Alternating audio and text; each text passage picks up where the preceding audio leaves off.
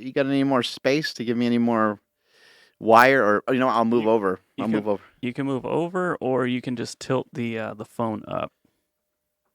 I just want to make sure I can read a little bit of the words, but you can also pull some of the stuff up. Can you pull it up on the big screen, their words, or no? I might be able to, yeah.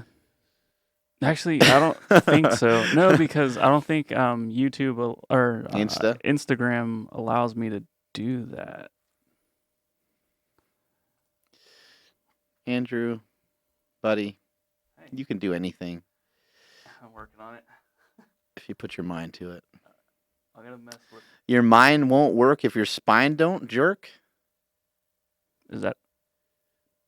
It sounds legit, but I'm gonna be messing with YouTube or with Instagram while you're going, so I can try to make sure that this shit sounds good this time. Yeah. How are you? Let us know. What you guys are hearing there. Give us some feedback. We're working on some new stuff here. We're always trying to become more betterists, and we're always working on being the best that we can be. And you know what? We're firing out a lot of podcasts, and people are starting to take notice. I'm starting to get a lot of people commenting. I'm getting a lot of people DMing me on Instagram. I'm running into a lot of people that are like, "Dude, I listened to your Power Project," and makes me feel great. It's just awesome. So I'm Mark Bell. I'm your goddamn host, Mark Smelly Bell on Instagram, Mark Smelly Bell on Twitter. I am a retired powerlifter, although you never know, I might dust myself off one day and hit the platform again. I've squatted 1,080, bench pressed 854 pounds, and successfully deadlifted 766 pounds. I have a 2,600 plus pound total, which is still to this day the biggest total in California history.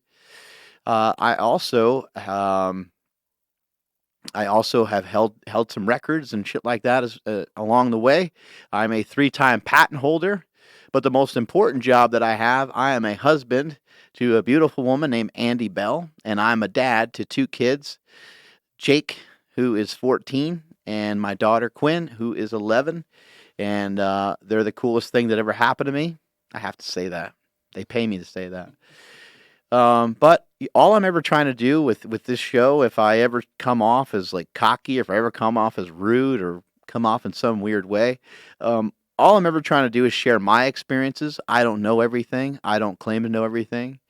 I heard a really cool quote today that I wanted to share with you guys before we get rolling on today's podcast. And let's see. Now I got to find it. I just lost it. Oh God, I just died out there, didn't I? We're And, we're good on Instagram. oh, Everything sounds good now. woo! Yeah. I got my singing voice back. It's more important to notice that you're wrong than it is to prove that you're right. That's from Jordan Peterson, and I've been going into the weeds. I've been smoking some weed with Jordan Peterson. No, I've been going into the weeds. I've been going deep and listening to a lot of Jordan Peterson stuff lately, and so. Every time I say something that comes from him, I will try to credit him. Although some of the things he say may just rub off on me, and I might end up just flat out stealing them. But I'm not trying to.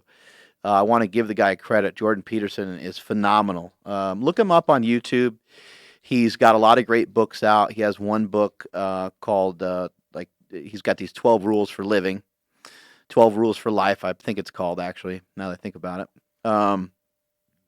And he just shares some really cool concepts with you, and it's having a big impact on me. It's helping kind of open up my eyes to some things. But one thing that I really liked that he was talking about the other day, and we're going to get into some Instagram stuff. There's been a lot of questions asked on Instagram. I'm going to name some people's names that wrote questions into me, and hopefully that's okay with you guys.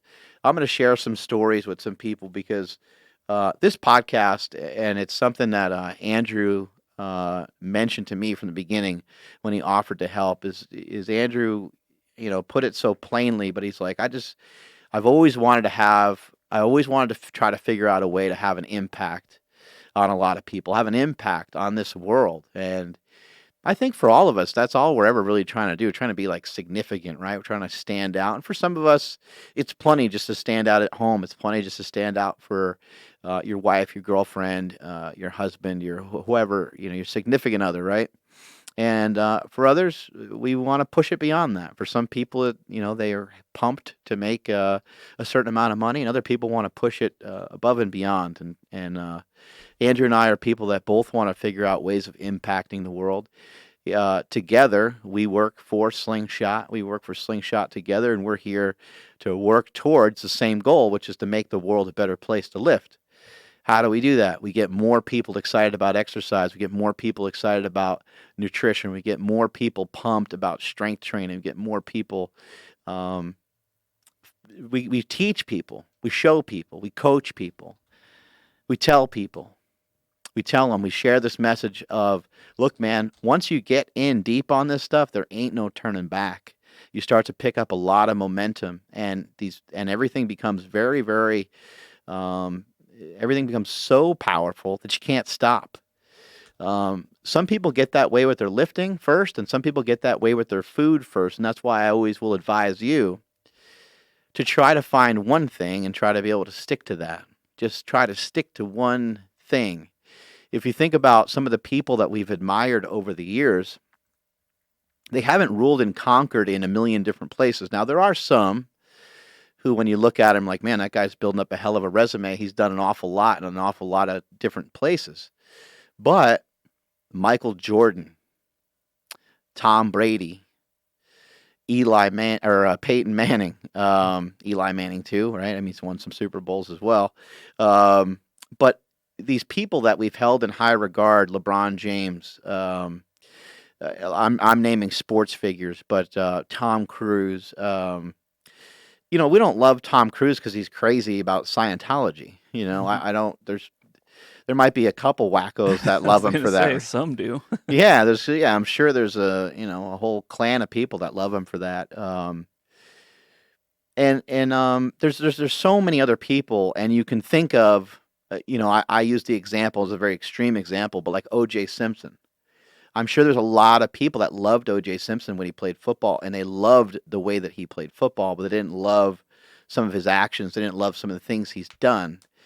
And my point to that is like, hold on to one thing and try to focus in and be good at one thing. It's going to be a lot easier if your goal is to be successful, if you want to make progress over a long period of time, then the only way to be able to fully accomplish that is to be able to try to do better from one day to the next. What ends up being this daunting task is trying to be consistent and trying to figure out what's reasonable for you. And these end up being tasks that sometimes end up being too hard. But something that Jordan Peterson said, and something that I have talked about before, but I don't think I've shared it on this podcast. I've mentioned it in passing before, and I think I've mentioned it in some other spots. But so Jordan Peterson said, ask yourself what you want. Basically, the idea of aim for it and you'll hit it. Aim for it and you'll hit it. Ask yourself what you want. Now, you can't have any and everything that you want. That's an important thing. Like there's like laws of the universe that there's certain things that you can't wish for. Like I can't wish that I'm floating right now, right? That would surely be like a wish, and that's not anything you really want. That's something that's kind of out of this realm. Somebody might be like, well, what a ridiculous example. Why would you even say something like that? Well, it's because there's people that aren't realistic and they're not reasonable sometimes with the goals that they mention. Now, if I was talking about, look, man, you know what? It's a huge passion of mine to be able to dunk a basketball. I'm close to 6 feet tall. I have strong legs, and I think if I really wanted to figure it out and got a coach, that I could work really hard and potentially dunk a basketball. Now, there's another thing that happens along the way, along your journey. Sometimes you work really hard towards something and you don't actually even get it. But again, what it does for you is it provides a healthy mindset. It will make you stronger in the long run. You're not always going to reach your goals. You guys followed me on my 600-pound bench goal years ago, to bench 600 pounds raw, and I failed. I didn't make it. Not everything happens. I wanted to squat 1,100 pounds too, and I was cut off early, and I fell with 1,085, and that was the first time I retired from the sport. Then I Brett Favre'd it. Came back a couple times after that. But ask yourself what you want, aim for it, and in addition to that, know what you want. Now, here's something that I have been saying for a long time that kind of coincides with this statement from Jordan Peterson, and it's the concept of sit down and have an interview with yourself. That sounds ridiculous, but ask yourself a couple of questions. What do I want to do? What do you want to be when you grow up? You might be 30 years old and you might ask yourself that question. You might be 40 years old and you might ask yourself that question. You might be 50 years old and you might have to ask yourself that question. You might be 20 years old. The age doesn't matter. What would you like to do? I've talked before on this podcast about the potential to expand the brand name of Super Training Gym. I've talked potentially about trying to change the face of powerlifting forever. I don't feel I'm ready to do that right now. And so I'm staying in my own lane and I'm focused in on the things that I want to do right now. But if I ask myself, 10 years from now, could I see myself doing that and kind of venturing out from what I'm currently doing? Hell yeah, I could see that. That actually would make a lot of sense. That would be highly enjoyable. That would be a lot of fun to pursue something like that. So, you want to sit down, you want to interview yourself, ask yourself some basic questions. Ask yourself this question: what the fuck are you doing? What are you doing? What are you doing and why? Because there's things that you should be doing, and there's things that you could be doing. And those things are building up tremendous amounts of anxiety for you every single day, but you're not doing them. And then you're coming to me, and you're like, hey, Smelly, hey, people's coach, how can I stay motivated?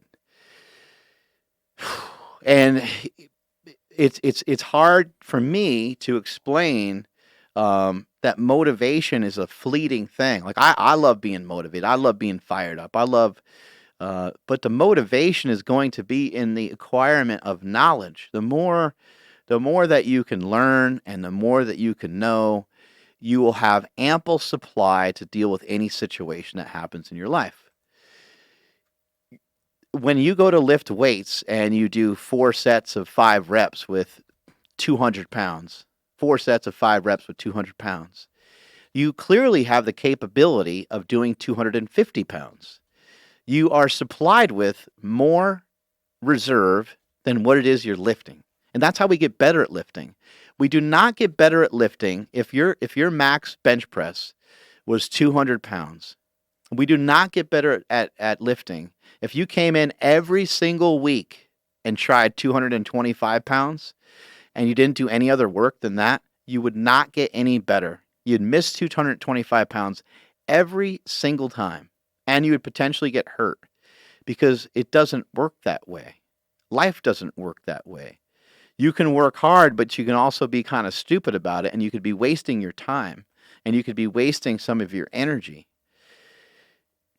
And so you want to build up an energy reserve. You want to build up what I call, and what's been around forever, I didn't invent this, something called willpower. It's an actual power that we have.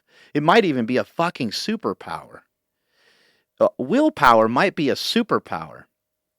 I mean, they've done studies on people that have cancer, and the information is overwhelming. When somebody has a positive mindset, they tend to survive more. I mean, what the hell? Like two people, both with this terrible life-threatening disease that has killed millions of people that we love and care about, and one survives just because what does that mean? Is that magic? Is that like a thing from God, or like it's unbelievable is what it is. And you have a tremendous amount of willpower, but that willpower has to be built. You have to try to build yourself into being tougher. You have to try to build yourself into being stronger. You can't make yourself taller. You can't make yourself shorter. There's certain limitations of the things that you can do, but you can certainly build up an intensity. You can build up a work ethic. It's not going to be built overnight, and it's very, very difficult. You can also work towards building a code, building an ethical and moral backbone that you rely on, that you have, that you don't stray away from. You have these principles, these ideas, this code that you live up to, and you don't entertain or tolerate other things.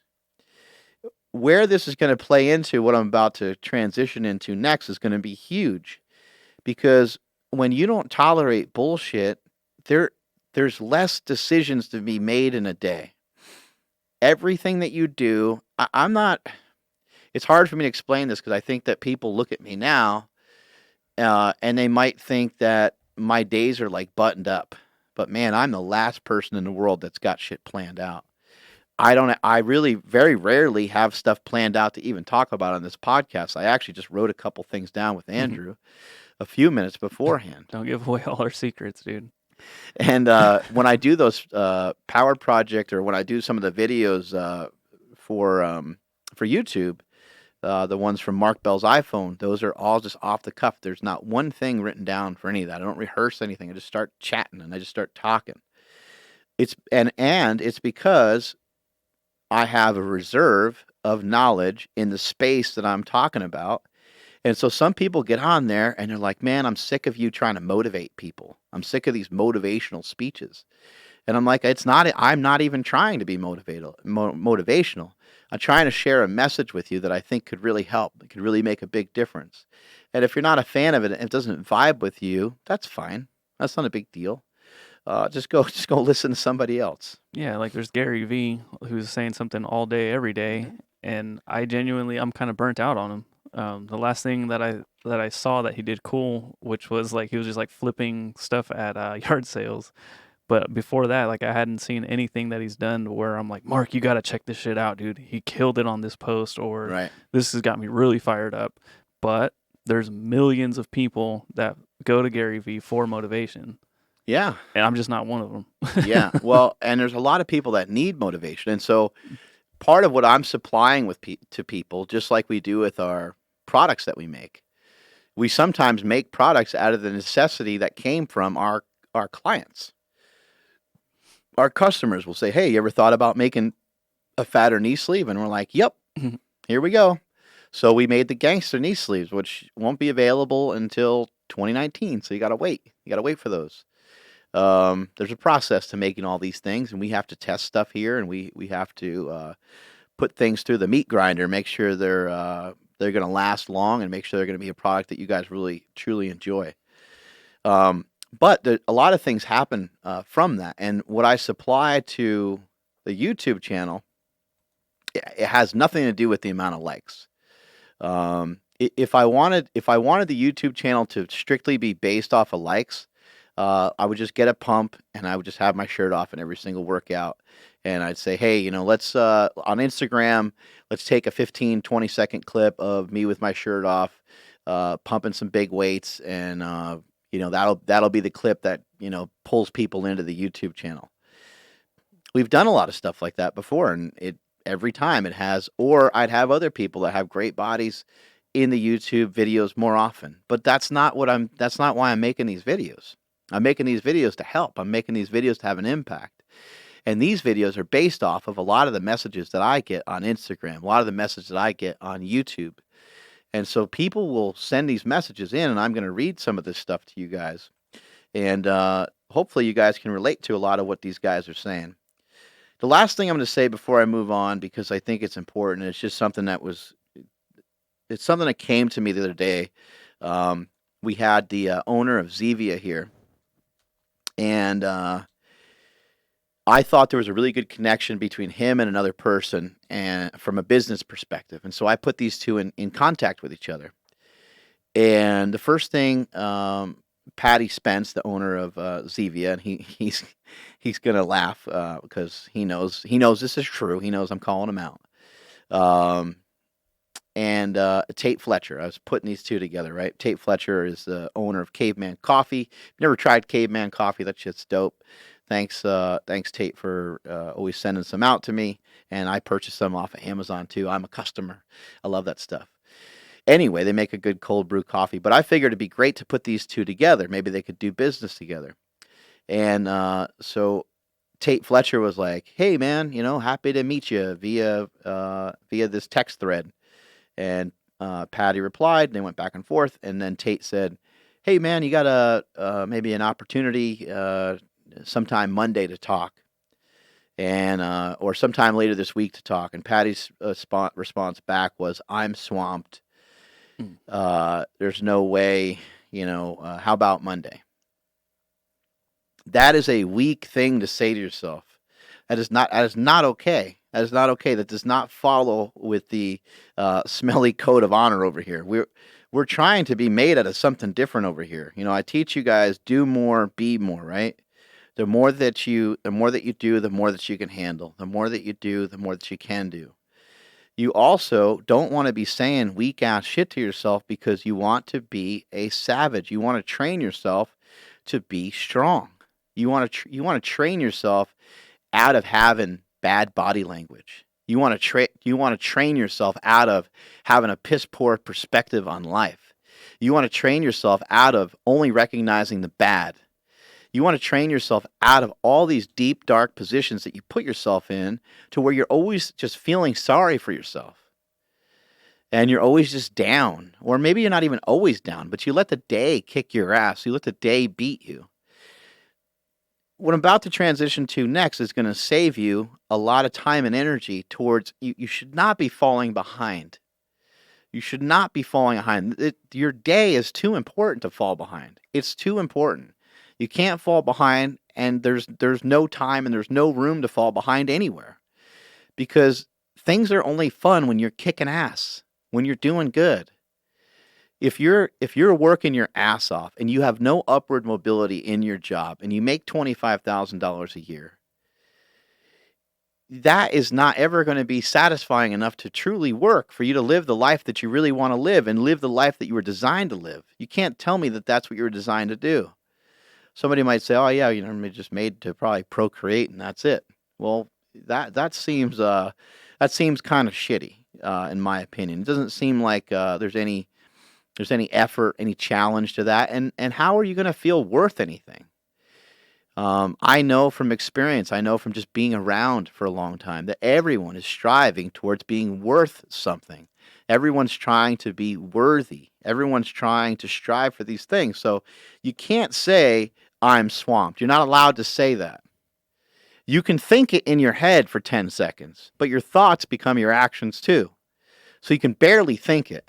You're skating on some thin ice by even thinking it. So stop saying weak stuff to yourself because it promotes weakness, and it allows you to feel like it's okay. When you wake up in the morning, if you're going to exercise for the day, you should already know approximately what time you're going to lift. That will help set everything else into place because let's face it, these workouts are tough. They take a long time. It's a time commitment. A lot of times it's 20, 30 minutes to whatever location you're going to work out. You have another 20 minutes and sometimes 40 minutes of just kind of dicking around and trying to get the vibe of the day and trying to feel it. And you're waiting for things to kick in so that you can kick ass in your workout. And sometimes it barely ever shows up and you got to muster up everything you got to have a good workout. The workout itself could take an hour. By the time you drive back home, we burned 2.5, 3 hours easy. It flies by very quickly. But in anticipation for the workout, by the way, you should know at least in part what you're going to do for the day. So that way your brain is already on board with what the hell's about to go on for that day. And you need to start to talk to yourself about what the hell is going to happen tomorrow. What's it going to look like when I get in there tomorrow? Am I going to mope around and be like, "Oh man, it's deadlift day"? Or, "Oh man, I can't bench my shoulder. I can't do this," because it's like, come on, man. We have an opportunity to lift. No one's forcing any of this. And if anything hurts too bad, certainly by no means do not try to lift and continue to tear down that muscle that hurts or that tendon or ligament that is inflamed. Stop the madness and start looking into doing movements that don't hurt so bad. There's plenty of options when we get to the gym, and so don't allow yourself to say weak stuff. I want you guys to really, I want that to be your homework. I want you to really, truly focus in on that. I can't, unacceptable, 100% unacceptable. Yeah, I don't think people understand how detrimental that is to your just overall performance. If I say, "Oh, Mark, you loaded up 275 today," I don't think I can do that. And then I kind of bitch out and I I psych myself out of the lift. And then I go home, and then my fiance is like, "Hey, do you think you can, I don't know, clean the backyard?" Like, man, I had a bad day at the gym. Yeah, right. I don't know, my back's kind of hurting. I don't think I'm gonna be able to get to that. Mm-hmm. And then it's like a cascade or like a domino effect, all because I tricked my brain into thinking I couldn't deadlift that weight Right. when I could, and I did. And the next thing you know, it's like, dude, I'm feeling great. Fuck yeah. Where's that backyard at?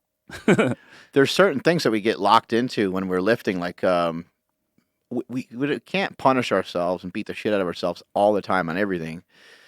But like today, Andrew and I did some rack deadlifts, and we were doing these rack deadlifts, and you don't really get that locked into that kind of lift because you either kind of like can make it or miss it. Yeah, there's going to be some strain and some pull, and one lift might be slower than the other. But there's some situations where you're like, you know what?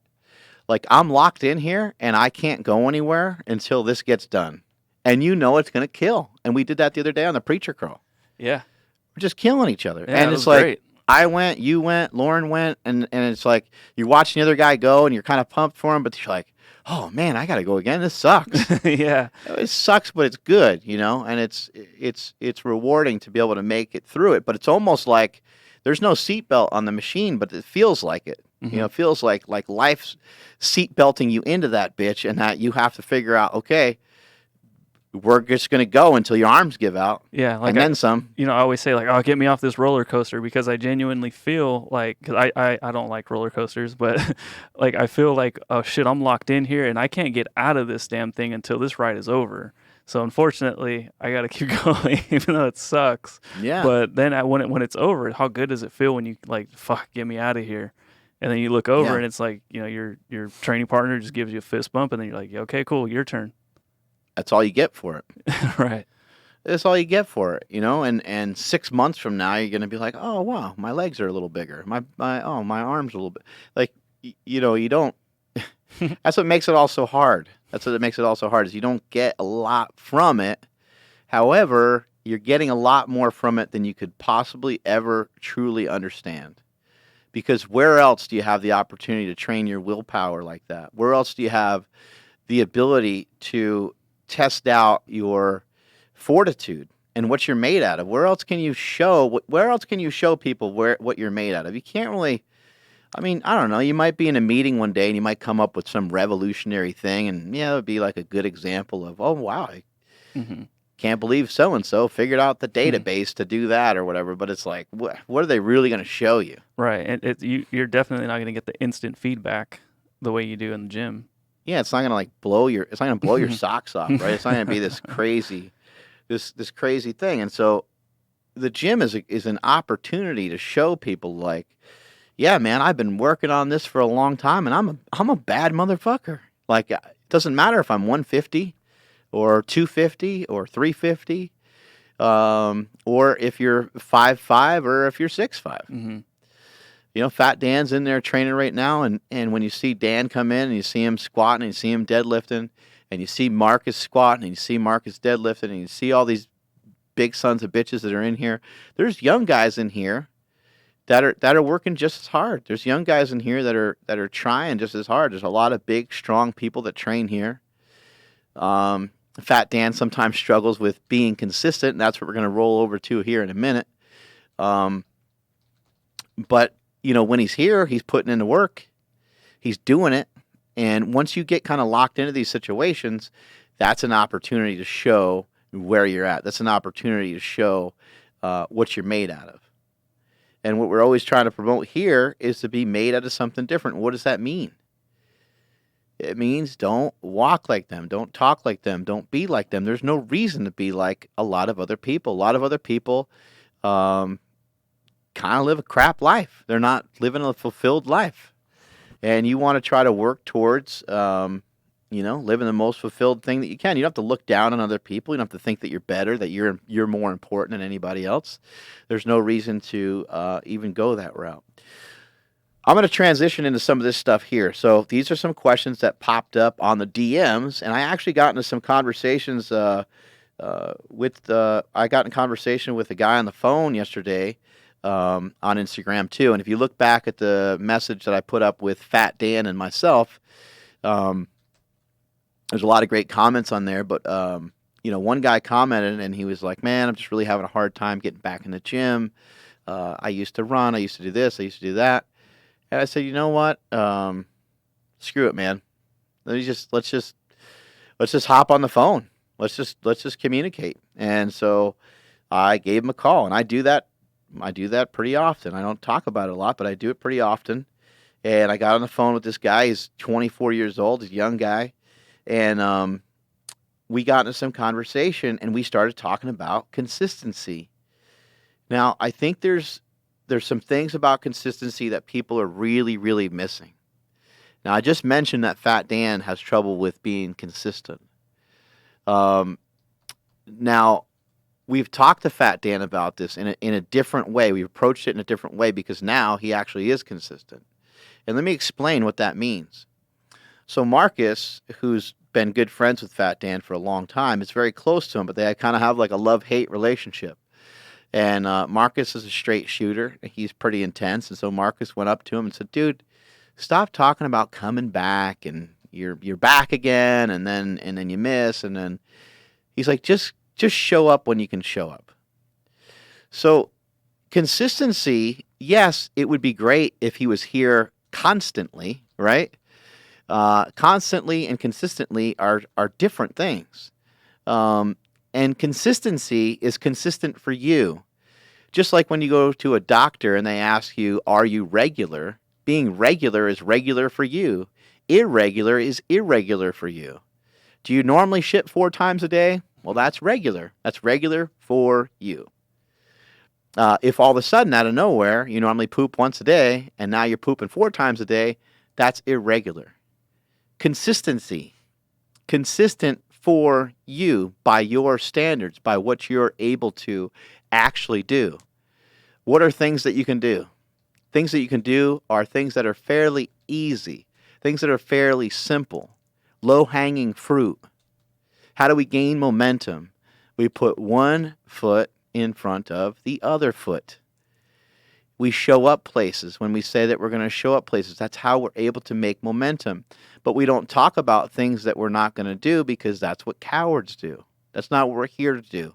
We're not here to live that kind of life. We're here to live a more fulfilled life. And so you have to be able to back up the things that you say. If you can't back up the things that you say, then just shut your fucking face. Just don't say anything. There's no reason to talk about something that you're not going to do. I want people to stop. I want people to put the brakes on and say, "You know what? I'm not going to talk about owning a Lamborghini because I'm not in any sort of particular spot for that right now." Rather than talking about it and sounding like an idiot, I am going to keep that as a goal. That's a healthy goal to have. And I'm going to work towards figuring out ways of getting that car, and that's going to be that's my dream car, and you can kind of put that on your tab for your dream car. But you have to have actions that are actually matching up towards that goal. You want to be kind of heading towards that goal. And if you are currently in school and your idea of success is to own a mansion or own a beautiful car or these different things, then we're going to have to develop some form of consistency. But whatever your consistency is, maybe that's all that you can handle for the time. And we know from past podcasts, I've talked about this as well, all you can do is all that you can do. That's why I talk so much about do more, be more. It's a way out of being stuck with only the things that you can currently handle. Because the more that you do, the more that you can handle. So if you just getting up off the couch promotes getting up off the couch. Sitting on the couch promotes sitting on the couch. And so when it comes to being consistent, what we're looking for is we're not looking for you to string together 3 days, 5 days, 7 days, 10 days. Yeah, all those things would be magnificent. That would be wonderful. It'd be great if we looked back over the year and we said you lost 50 pounds because you look at it out of the 365 days. Shit, man, you did unbelievable. You trained over 300 days. You're a savage. Like, that's some real consistency, right? That would be wonderful if that happened. But it's too hard. That's too hard to make happen. That's too hard maybe for you for now because we have to build stuff. Remember I just said earlier, you can build willpower. You can build strength. You can build your consistency. You're not going to be great at anything right off the bat. You have to practice consistency. You have to practice greatness. If you want to be great, then you have to practice being great. You have to be made out of something different. You cannot adhere to a weak mindset. You cannot allow yourself to fall into the trap of doing what everybody else is always doing. There's going to be some sacrifices that you're going to have to make. Consistency is strongly, strongly tied into handling the shit that you don't always want to do when you don't always want to do it, because that can break up your consistency. There's a word called responsibility. The responsibilities that you have towards some of the things that you're trying to do or towards some of your goals is huge. You have this huge responsibility. So let's just say, most of the people that listen to this podcast, they're working out and they want to be in better shape. If you want to be in better shape, how in the world are you going to be consistent if at 10 o'clock in the morning I ask you, hey, what'd you eat for breakfast? And you go, oh, nothing. Oh, are you fasting? Like, are you using intermittent fasting, using IF? No, I don't know. I just don't really like to eat breakfast that much. Okay. Do you have lunch with you? No. What are you doing for lunch? I'm not sure. I think I was going to get a burrito from Chipotle. And if not, I'll swing by In-N-Out. Okay. Sounds like we're not doing so good right here. This says, I was just letting people know on Instagram that they can hop over to powerproject.live if they want to capture, or if they want to see a better experience and also probably better audio and better angles. We get to see a different. Yeah, the angle of the dangle. Mm-hmm. So, as I was going through this stuff with this kid on the phone yesterday, he was telling me he kind of has a 9 to 5. We started breaking things down. And what did we end up with? We ended up with finding out how goddamn easy this truly will be. So, of course, he's all hyped up because I called him and he's a fan and everything. So that's going to last for, I don't know, 2 weeks, maybe. But here's the good news. So the good news about failing and the good news about sucking at something is that you can get better at it quite easy. Mm-hmm. So if you weigh 350 pounds, losing 5 pounds is going to be very simple. If you have been dumb all your life and you don't feel like you've been able to acquire a lot of knowledge, being smarter than you were yesterday is going to be simple. If you have this crazy high IQ, it might be hard to continue to get smarter. If you're insanely strong, it might be tough to figure out a way to get stronger. If you're shredded, if you're 5% body fat, what else can you do from there? But if you're 25% body fat, being 22% body fat is going to be fairly easy. It's going to be hard to make some changes, but it's going to be fairly simple on what to do.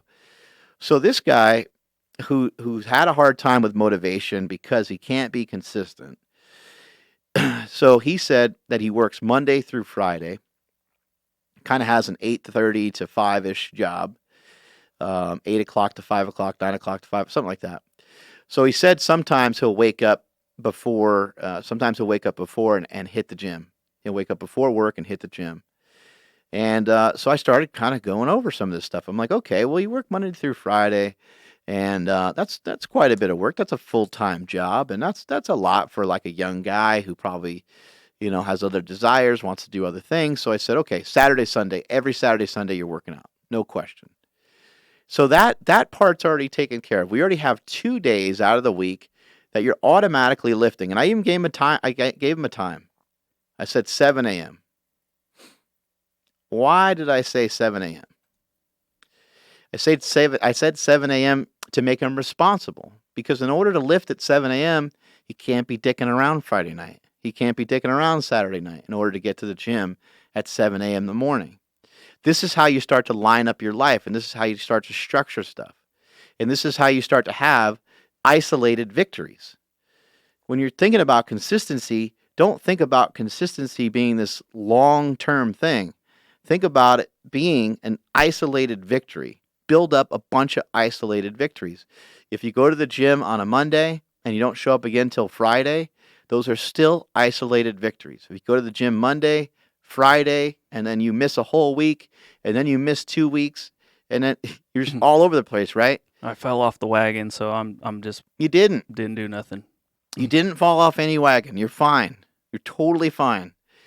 Just get back in the gym. No, Don't. but I lost all my gains, all my progress. It's all gone now. I used to be shredded, bro. I swear to God. Dude, I was like 12%. Dude, I know it's hard for you to believe, but like I used to look so different. I know like what you see right now, I look like a lump of shit, but I used to be jacked. But then 1 week turned into 2, and I couldn't go back because I lost all my progress. And my dog died. He had it coming though. Right before that, he ate my homework. So you have to, you got to figure this shit out, and you have to stop being so goddamn pathetic. So I gave him two weekend workouts to do, Saturday, Sunday, boom, done. Now let's pick off 1 day during the week or 2 days if you want to go 4-day schedule. But how hard would it be to wake up Monday morning? You had the whole weekend. Hopefully Sunday, you just sat around and watched football, so you're not really doing much. So Saturday, Sunday, Monday. Now all we got to do is get in there on freaking Wednesday, and we're good. Monday, Wednesday, bam. And I said those workouts are done before your work, because you know that kid is going to be cruising home on Wednesday or Thursday. He's like, I just feel like getting some pizza. He's going to roll into you're not going to lift after you eat damn pizza, right? Nope. This guy was from Jersey. He's from the East Coast. He knows about good pizza. And so these are things that you have to break these things down into smaller parts, smaller components, so that they're not hard. They're not decisions. Oh man, I can't find time to work out. Well, you find time by writing it down. You don't have to look for it. It's already there. Where's my workout time? It's Monday at 5 o'clock. It's Wednesday at 5 o'clock. It's Saturday and Sunday at 7 a.m. I can't find time. Well, I just found it for you. That's where it is. It's before you go to work, and it's on the 2 days that you don't have work. Oh man, I don't know. I can't figure out how to meal prep. Can't figure out or find time how to meal prep. Write it down. Say, you know what? I'm going to meal prep a little bit on Saturday and a little bit on Sunday. And I'm going to cook up a bunch of meals both days, and I'm going to have food for the week. Simple. It doesn't have to be hard. When you break these things down into smaller chunks, it's easy. The other thing that I said to him is I said, you know what? I said, get yourself a lifting partner. And a lot of people will say, oh man, no one does this shit around me, da, da, da. Because you're an asshole and you don't talk to anybody.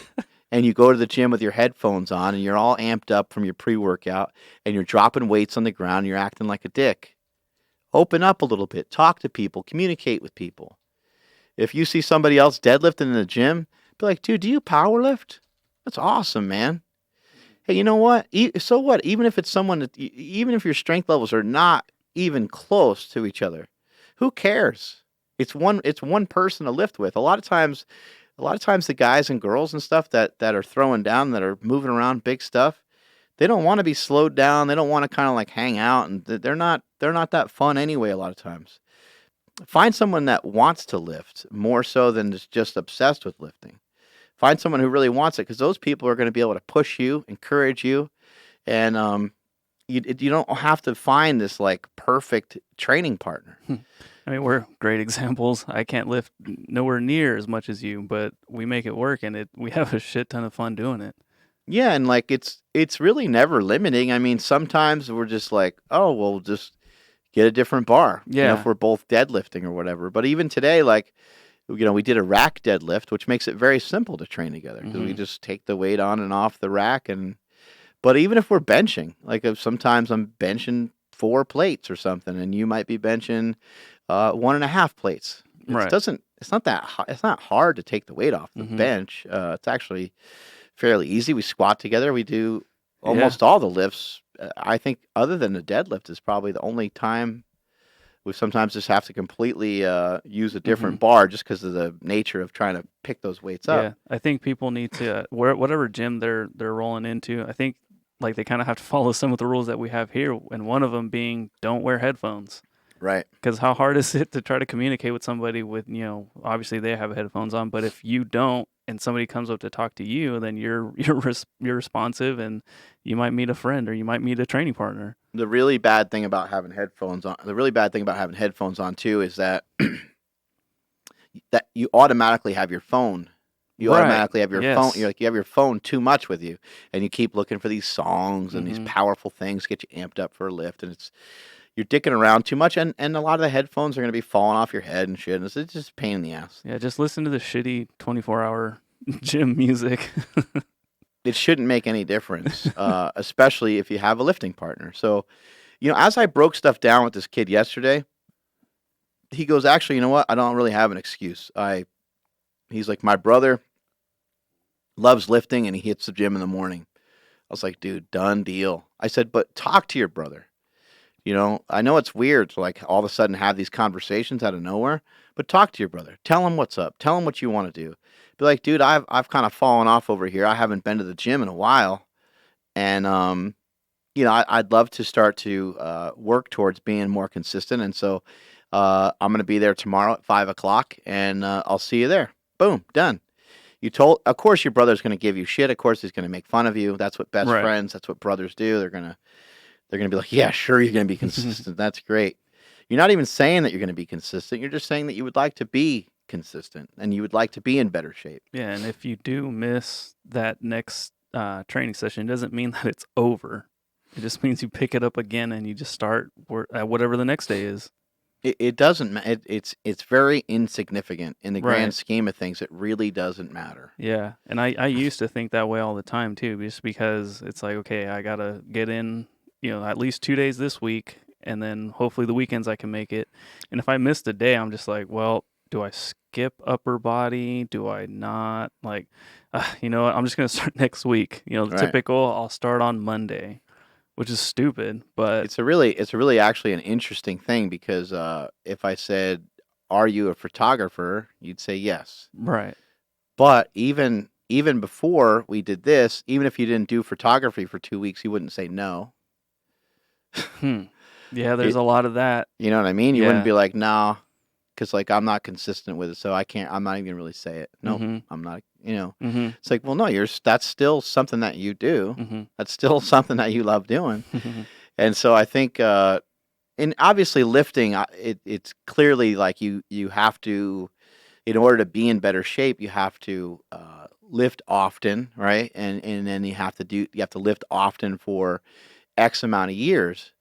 But when you look back at the way that you gained progress and the different things that happened over a period of time, if you missed, some workouts over the years, it's not going to really matter that much. What matters is that you stick with something. Right. So you try to grab a hold of this shit and, think like, look, if you're this guy was 24 years old. Thanks for the eggplants, by the way. If you're in your 20s, think about where are you going to be when you're 29? Where are you going to be when you're 40? Hopefully you'll still be lifting.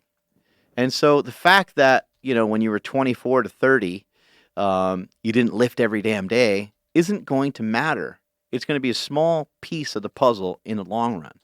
So don't get caught up with this consistency thing and say, "Oh, the hell with it. If I'm not in there, 5 times a week, then it's nothing. It's zero." It's not zero. Also, be reasonable with the things that you're setting up for yourself. I mentioned earlier, interview yourself. Have a conversation with yourself. Okay, Fatso, how many times a week do you want to lift? I would like to lift 7 days a week. Okay, you dumbass. You know that's not possible because you work 5 days a week. And you know that Saturday, Sunday, you like to kind of hang out with your friends. So we need some social time. We need some work time. These are just realistic things that happen in our lives. So how are you going to get your ass to the gym? How many times? And then you can say, okay, well, it'd be good to make it to the gym more often than not. More often than not would be there's 7 days in the week. So let's go 4 times. That would be more often than not. Right? That would be a higher percentage of you going to the gym versus you not going to the gym for the week. Yeah. All right, we won. Yeah. I mean, when you think of it that way, 4 days, that doesn't sound too bad. It ain't bad. And I like what's her megatams.journey on What's Instagram. up? Megatams is all over our shit. Yeah, she just said that Monday never comes around. Like when somebody says, I'll do it on Monday, and then it never comes around. And then all of a sudden, yeah, you are 2 months without touching the gym and looking at that monthly payment unless you come to super training. How many But times have you been somewhere, like you go to like a coffee shop or a retail store or something, and you're like, "Hey, how's it going?" You're saying this to the person that works there, and they're like, ugh. "I'm doing okay, I guess, for a Monday," and you're like, "What? What in the? How could Monday be any worse than any other day?" And also, Monday should be better because it's the start of the week. You should be pumped for one.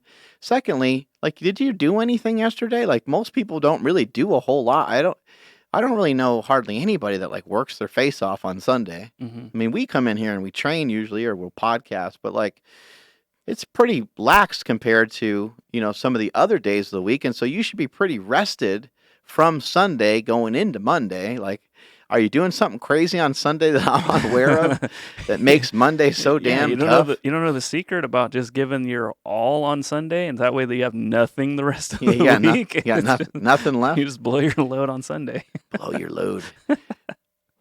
With kids, it makes more sense. Like if you don't love school, I can see like, oh shit, it's Monday. That I totally understand because I hated school, so I can get that. Yeah. And I do know some people don't like their job, but that's still too much negative reinforcement. That's still too much weak stuff that you're passing on to yourself and that you're putting into your head. Even this thing of like, oh man, just bear with me, man. I haven't had my cup of coffee yet. Ugh. Come on. You're that weak.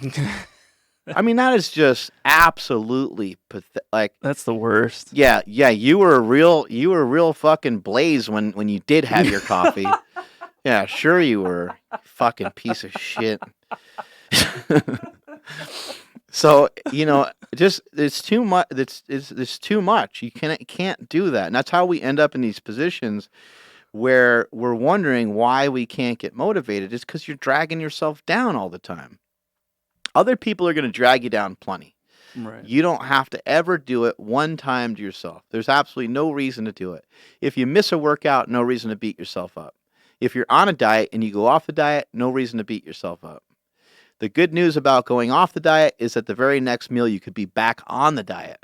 You mean if you have one bad thing, you don't just I messed up my diet for the day, so I'm going all in now. Right. No. Yeah. You're right. Yeah. It doesn't make any sense. Yeah, celebrate that one little cheat, I guess you want to call it, and get back on it. And that's kind of the theory behind the like if it fits your macros type of stuff is that you're never off the diet. And so from a mindset standpoint, you're like, oh, that's kind of cool. Now, for some people, it doesn't work great because it's like, okay, I'm never off the diet. I can have at it. I can eat whatever I want. So this other guy, so that's that with that kid. We handled him and we figured him out. We got him a lifting partner. We got him a schedule. I talked to him. Now, here's something else important before I move on. And something I kind of thought of at the moment when I was talking to this kid. So every day there's these choices that we have to make. There's these decisions that go on. Now, some decisions we don't have control over, like when they're going to happen. They're like audibles that we have to make during the day. But for the most part, we know how most of the day is going to go. We know what our boss expects of us. We know how work's going to go, kind of. We kind of know what's going on in each day for the most part. And there's also a lot of things we can control. We've talked plenty about like laying your clothes out the night before. President Obama used to have his clothes. This is not a political thing, so please bear with me here. President Obama used to have his clothes picked out for the entire week. It's because he didn't want to think about what he's wearing. That's great. Dr. Dre wears the same thing. He's been wearing the same shit for like 20 years, 30 years or whatever. And it's because he doesn't want to think about what he has to wear. Steve Jobs kind of did the same thing. Steve Jobs' funky outfit of the New Balance shoes and the old school jeans and the turtleneck thing is something that he picked up from a professor. But he wanted like a style, and B, he thought it was dope to have a uniform. He's like, that's my work uniform right there. That's perfect.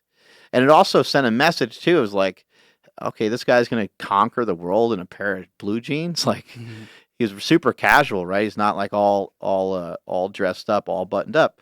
The point is that takes away um, a lot of stress and a lot of anxiety, which sounds foolish to say, but I know that when I leave the house, I always try to look the best that I think that I can look. I'm not a model. I don't have a real fashion sense, but I try to have a good presentation of myself.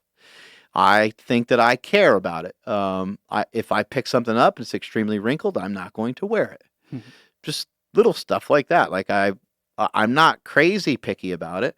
But most of the time when I'm here at the gym, I try to dress like a business casual, I guess you'd say. I almost always have a polo on, and I try not to wear basketball shorts, stuff like that. When I'm lifting, of course, I wear lifting attire. But when I'm podcasting and doing other things, I like to try to look a little bit more professional. And so I kind of have like a uniform. I got two uniforms. I got like my gym stuff that might be like cut off or ripped up or might be a tank top or whatever. And then I got my business stuff. So when it's time to do like business stuff, it's time to work and it's time to hop into a meeting, there's no decision to be made. There's no choice to be made on what I'm going to wear. Even though I have different polos and different styles of shirts and shorts and stuff, the general principle is still the same. I still know where to go and what to get. And then same thing goes for the workout stuff. And then, throughout the week, I may lay stuff out the night before, or sometimes even I might lay out my clothes, and I might also pack my clothes for the day. And I do that the night before because I'm prepping myself to have a good day. Some people might say, "Oh man, I can't remember the last time I had a good day. I can't remember the last time I had a good workout." When was the last time that you prepped yourself to have a good day? Because if you prepare for a good day, you're going to have an awesome day. And actually, it'll be a breeze and it'll actually be a lot of fun. And at the end of the day, you're going to go, holy shit, I got a lot done today. Yeah. It was crazy. I was over here, I was over there, and I was over here. Yeah. And a lot of that, well, a good portion of that, especially when you talk about like Steve Jobs and Dr. Dre and these high level guys, like just as humans, we only have the ability to answer or to make certain decisions at our fullest potential. So let's say it's like 10 decision things that we have to do, we can answer at 100%. And then after that, it starts to diminish. So if you have a good amount of shit already planned out, then whatever audibles do come your way, you're ready for them. Instead of like, what are we going to podcast about today? You're set and you're ready to go because you haven't really exerted too much energy anywhere else. Yeah, that's 100% right. That's freaking dead on accurate. And what I also would like to point out is like you can pre-plan a lot of these things, and if you have a lot of decisions to make in a day, and you know that you have a big day, get some damn rest, get some damn sleep, because we already know, we've talked about it endlessly on this podcast before. When you're tired, you're not going to make great decisions. Nope. We already know, too, that when you're tired, it affects your insulin sensitivity. Yep. We know that when your insulin sensitivity is affected negatively, it makes you hungry. Mm-hmm. So hunger, cravings, all these things are going to start to happen to you. Why would you allow these things to happen when you know they can happen? And why would you allow them to happen in the face of knowing that the next day is a long day? Why wouldn't you work on... You already know that Friday is a rough day for whatever reason. There's a lot of shit going on that Friday. You already have the information. Are you going to wake up Friday at 8 o'clock and you have to be out the door? You have to be at your office at 8:30, and you're going to be like, "Oh man, I still got to take a shower," and like you're going to just be so far behind. You didn't bring any food with you. You didn't. Are you a baby? Are you a little kid? Like if you send a kid off to school, like they might just go without lunch, right? But it's because they're a fucking little kid. They're not an adult. So you're gonna leave the house without any prep for anything. You're not prepared for anything. There's so many things that happen in a day that we can't control. How in the world are you going to face the world every single day without being prepared? It's idiotic. It doesn't make any sense. It is flat out stupid to do that. It's dumb. You have to stop. You have to stop doing it. And you have to trust me when I tell you that it affects your hunger, it affects your cravings, it affects the foods that you eat, it affects all these things. It has a very, very negative impact on your life. On the things that are going to happen. Now one thing about working out and one thing about the foods that you're eating, and being responsible and eating the foods. I'm going to go back live here on IG, because it cuts off at a certain time. Here we go, bam. Something that's really important for everybody listening to understand is like your workout happens when it happens, right? You can write down the time that it happens, and I told you that it's great to write down the time because then you no longer have to look for it. I can't find the time. Well, you wrote it down. 7 o'clock a.m. That's when you train. You can't pre-lift your lifting. You can't pre-lift your workout, but you can pre-cook your meals. You can pre-cook. You can prepare. You can be ready for each day. You can meal prep. You can meal prep your food. You can't pre-prep your lifting, right? And so because of that, there are other things in a day that you could be prepared for. Let's say you have a meeting with your boss. And, by the way, it's always a decent idea to ask your boss or whoever it is that you're employed by or upper management or whoever, when they say, hey, we're going to have a meeting on Wednesday. When they ask you that you're having a meeting, your follow-up question should be, hey, I'd love to know what the meeting's about because I'd like to be prepared. That is so valuable because your boss may just want to shoot the shit with you, right? Which is fine, but he or she may not get to the bottom of what they are looking for because you didn't know that they were going to ask you all these questions. How great would it be to they said, actually, we're going to talk, I want to talk to you a lot about your job position, and I want to better understand the different things that you like to do, the different things that you don't like to do. Is there anything holding you back from getting certain tasks done? Just kind of how's everything going type of thing, right? So let's say I say that to Andrew on Monday, and he says back, he's ask a couple questions. I give him some information. Wednesday we sit down, and I start going over stuff with Andrew. Andrew, how's everything with the podcast going? You got some, how are the numbers trending and stuff like? Does it look like we're heading in the right direction? Look like everything's going the right way? You can be like, yep, yeah, actually, I kind of thought you were going to ask that because we talked about the job position and some of these things, and I got some information right here. Or if you want, I can email it to you. I don't have it with me right this moment. Didn't know you're going to ask that exact specific question. But no problem. I'll make a note right now, and I can fire that over to you. But as we start to talk more, Andrew can say, Mark, I don't know if you were aware of this, but on top of running the Power Project Instagram, I also been helping with this other Instagram page, and I've also been teaching Terrell how to do Hustle Mania, and I've been helping a couple other people do all these other things or whatever these things are. As I start to dig deeper, I'm like, holy shit. I'm finding out more and more. I already know Andrew's valuable, but I'm like, holy shit, he's even way more valuable than I even thought. And all that comes from is being prepared. And maybe that lines him up for a raise, or maybe it lines him up for a bonus. Maybe it lines you up for something big, like maybe it lines you up for the day to hit a big lift because you're prepared, because you brought your food, because you were ready. Maybe it just prepares you to have a good day. Maybe it prepares you to have more time with your family when you get home because you already worked out all these things in your head about what the day was going to look like and how the hell you were going to transition from going to work to getting your ass back home. You already worked all these things out. They're already done.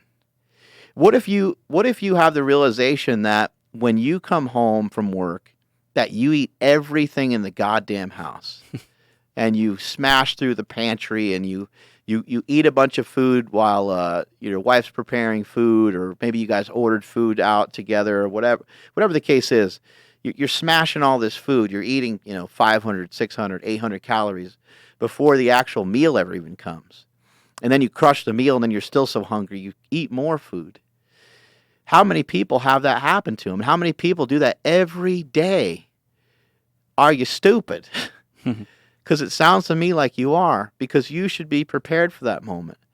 If you know that your work is done for the day at 5 o'clock, and 5 o'clock rolls around and you're hungry and you don't have any food with you and you're driving home and you know you're not going to eat until more like 7, that is just, there's no other way to explain it. That is just plain stupid. It doesn't make any sense.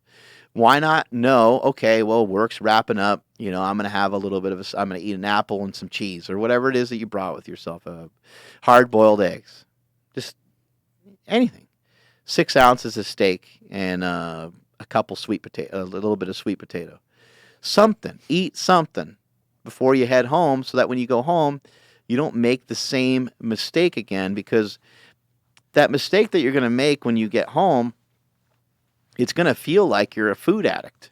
Yeah, or even before you get home, you stop at In-N-Out. Yeah, you stop at In-N-Out, you made a bad choice, your wife cooked a good meal, now you're in trouble with her, you're in the doghouse because you're not eating that. And then on top of that, you end up splurging and like eating ice cream or eating some other junk because you were hungry all day, and then you ate and you went off your plan already and you got a case of the fuckets and you just kind of keep hitting that button and you just keep letting it happen. So this one guy wrote in, Edgar925, popped in on my DM and Instagram and said he had a bad relationship with food. And he mentioned cravings and hunger and weight gain, and he just really struggled to be able to stick to the plan. But everything that I just said previously, if you weren't paying attention, Edgar, everything I just said previously lines up with how you can kick the shit out of all this. Your cravings and your hunger. First of all, I'd say if you have cravings and hunger, the first thing that I would look into is I would try a ketogenic diet, and I would try some intermittent fasting. The reason why I suggest those two things is because you can go longer without some of the foods that you love than you think. And you're also not as hungry as you think you are. And so when you work on some intermittent fasting, you could build up your body's ability to be hungry, and you can teach yourself that you ain't really that hungry anyway. It's not that bad. You just went 4 hours without food. You ain't going to die. And you probably have plenty of body fat to run off of, right? So you don't need to let food rule you. You can be in control of your food. You can be in control of these things, and you can prepare and you can prep your foods. Staying on a diet is as simple as doing a diet. It's simple as taking it one meal at a time. If you go off your diet, you're only one meal away from being back on your diet. You're one meal away from being off your plan. You're one meal away from being back on it. It doesn't have to be complicated. It doesn't have to be hard. Now, in a ketogenic diet, you're kind of either ketogenic or you're not, right? But following some of the low-carb principles, so what? You ate 50 carbs for the day or 75 carbs per day. It's not a huge deal. It's not a huge problem. Think about the fight that you're in. The fight that you're in is to be less fat. The fight that you're in is to be in better shape. The fight that you're in is to be better than you were yesterday. And so in order to be better than you were yesterday, it doesn't mean that we have to sleep 8 hours a day. It doesn't mean that we have to be picture perfect on our diet every day. It doesn't mean that we have to be picture perfect with our training. It doesn't mean everything has to be perfect. It just means that it has to be a little bit better. And if we were to give ourselves points for the day and we were to add things up and we said, okay, sleep, all right, out of 10, sleep gets a 6, training gets a 6. Let's see, did I learn anything today? Like, where's my learning? Where's my education for the day? Does anybody even do that? or you just going to work and you don't have, quote unquote, don't have time to learn? Because that would be a big mistake in my opinion. You're not going to be able to elevate. You're not going to be able to expand beyond where you currently are unless you continue to figure out a way to have some form of continued education. And you should be doing that minimum of once a week. You're not going to always learn new and fresh things just from work by itself. So if we're to grade ourselves at the end of each day, and let's just say, hypothetically, let's just say that you got a score of 60 points, And the next day you got 50 points. And the next day after that you got 60 points. And the next day after that you got 70, and so on, right? As long as over a period of time it's trending upward, then we're heading in the right direction. So not everything has to line up perfectly all the time, every single day, but you do have to try to do better. You do have to try to be better. You do have to try to do more. You do have to try to be more. You're working on trying to become stronger and better than you were yesterday. I don't know one person, I've never met one person that doesn't possess the ability to get better. So be careful what you say. I have a bad relationship with food. I'd say you have a bad relationship with life. Your relationship with your life sucks. Your relationship with your food is a byproduct of not being in control of your life. You're not in control of your sleep. You're not in control of the way that your room looks. You're not in control of making your bed. You're not in control of keeping your kitchen clean. You're not in control of keeping your car clean. You're kind of has spun out of control everywhere. And then you're like, man, I got a bad relationship with food. And you probably maybe you have developed a bad relationship with food, but it's because your day is not set up correctly. If your day is set up correctly and you have good choices, at some point, common sense is going to start to override everything that you do, and you'll be in a position to where you say, you know what, eating those bad foods just makes me feel like shit. I really do want to eat pizza, but right now in my bag, I have chicken breast, rice, and vegetables, and that tastes pretty good. So I'm just going to eat that. It's more economical. It's more towards my goals. I don't really got money to go spend on a $12 sandwich or whatever, right? So as these things start to play out, you're going to recognize it's not necessarily just the food that's a problem. Of course, food can be the problem, and it can be a huge problem. But there's little things that you can do with food that help get rid of this quote unquote bad relationship with food. You can simply replace the bad food with better food. You can start to make better options. You can get rid of soda, exchange it for water, exchange it for Zevia, exchange it for sparkling water, throw some lime, throw some lemon in there. There's tons of options as you start to explore and as you start to look at that, to where that whole thing of this bad relationship with food and having cravings and hunger actually starts to become kind of a joke. Yeah, and it just in my experience, being more prepared with food, like bringing food in, because as I've said on the podcast, like I've never really had a problem with at least weight. Obviously, I've been skinny my whole life, so I just ate whatever the hell I wanted, which was mainly In-N-Out, pizza, whatever fast food was available. So the thought of eating like chicken breasts and rice was like, oh, that's gross. Like that's not going to be okay. But the more I brought food in, the so much more easier. That's a horrible put together sentence. The much easier it was to say no to going out to get food, and every single day I did it, it got easier. Right. The more consistency I put behind it, the easier it got. And I just think somebody on the outside looking in that hasn't experienced that for 3 months straight, they can't even fathom the idea of not wanting to go get fast food. Right. But again, like I said, in my experience where I was eating like shit nonstop, now eating cleaner, and every day it gets easier and easier. But it's because I'm prepared the day before. Each person has their own interpretation too of what they want to do. Like maybe somebody just doesn't want an extra roll of fat. So it's like when your goal is lower and your goal isn't to like look jacked necessarily, and you just want to shed 10 pounds, 15, 20 pounds, you have more leeway with your food and you can still have some of these delicious foods that you like. It's just that you have to pay attention to how often you're doing this. And as somebody just pointed out on Instagram, they said you shouldn't have a relationship with food. And I 100% agree. You know, a lot of situations that happen, there's too much emotion behind them. And even when somebody's inflammatory towards you and when somebody's angry towards you, the worst thing that you can do is fight fire with fire. And the best thing that you could do is say, okay, what has set this person off? Why are they upset? And let's figure out a way to cool them off. So rather than fight fire with fire, fight fire with something that will put out the fire, which would be water or baking soda, right?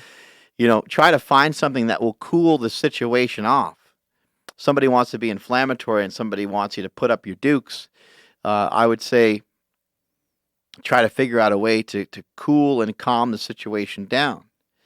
It's going to be a much smoother route. You're going to be able to help change and convince that person's mindset of the way that they're thinking by doing that. And a lot of people will talk about, oh man, I don't know how I'm going to be on this diet without pasta, or I don't, I've had pasta my whole life. I don't know. You don't have to do any diet where you're without anything. You can still eat these things. It's just that you can't eat them all the time. You can't. But also, how often do you really eat those things anyway? And how often do you want to? And then start to have a conversation with yourself about what's reasonable. Man, I really love this, thing at In-N-Out. I really love this thing at Jack in the Box. Well, okay, well, what's the goal? What are you trying to do? I want to lose 20 pounds. Okay, let's just say you go to the Jack in the Box and you do it. Can you do it every other week? Would that work? Somebody might be like, yeah, you know what? I can figure that out.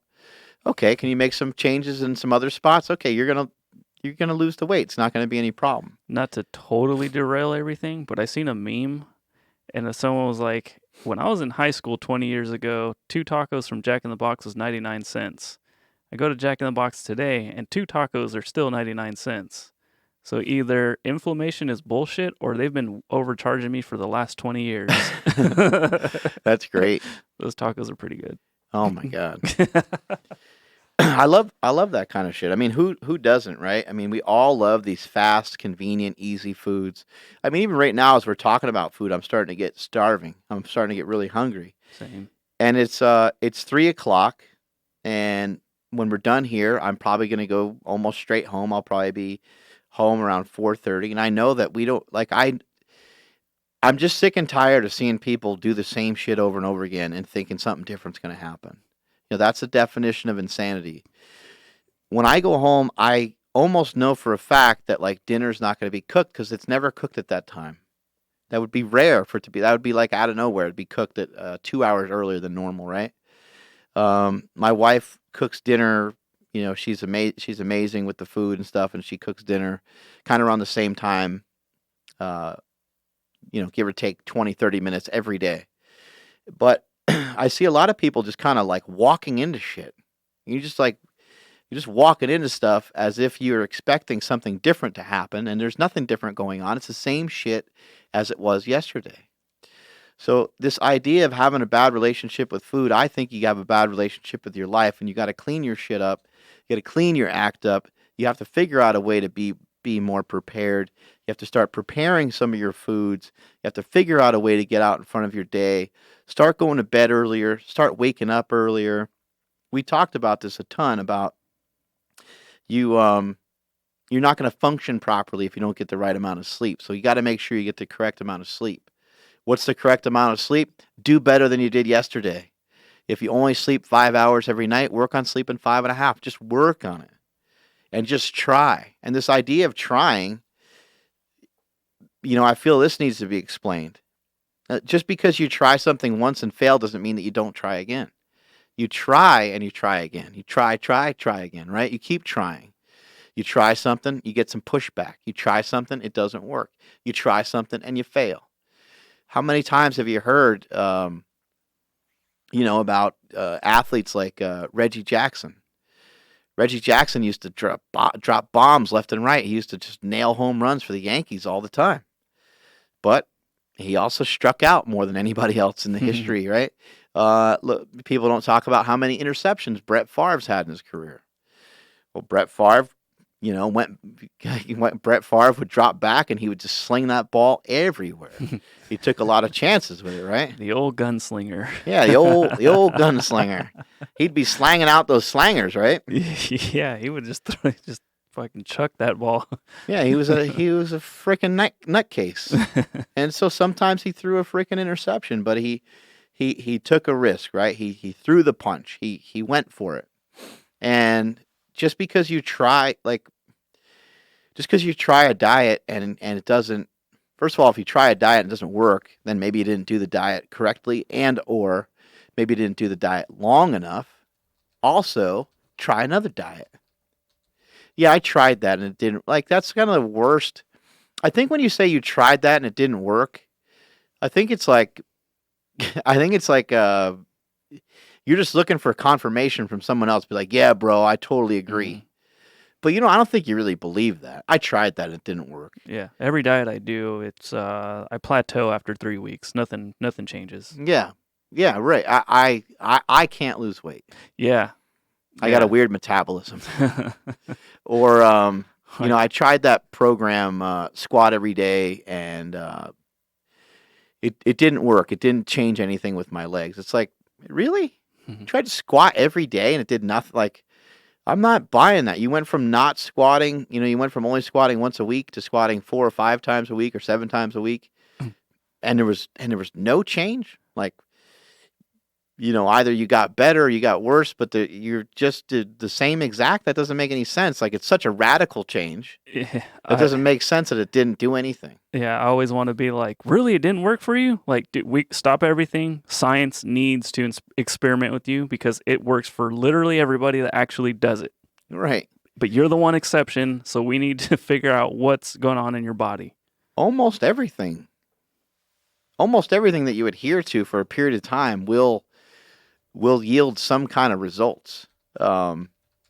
Obviously, there's right and wrong ways to do things. But what I also found fascinating about this Instagram post from Edgar925 is that King Swole came in and came to the rescue and offered help. And he was so kind to say, dude, DM me. I'll help you anytime you want.